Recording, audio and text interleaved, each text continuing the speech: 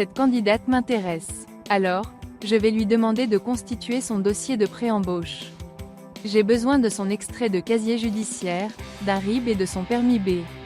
Si vous avez un dossier de candidature, il faut le spécifier et vous pouvez également demander n'importe quel document personnalisé. Après avoir envoyé notre demande, il y a un workflow qui se met en ordre de marche avec Inès pour qu'elle puisse nous adresser l'intégralité de son dossier de pré-embauche.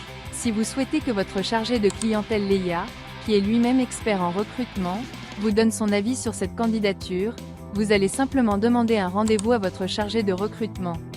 Après l'entretien entre Inès et son chargé de recrutement Léa, vous retrouvez sur cet onglet l'intégralité des compétences et appétences de votre candidat. Quand on pilote notre recrutement, on voit qu'on a désormais un suivi de rendez-vous avec Inès. On voit que le 30 octobre une prise de référence et un test de personnalité ont été effectués et qu'il y a eu des entretiens en visio. Notre candidate n'est toujours pas recrutée et on veut désormais un rendez-vous avec son chargé de recrutement. Dans mon statut, on voit qu'Inès doit fixer un rendez-vous avec Léa.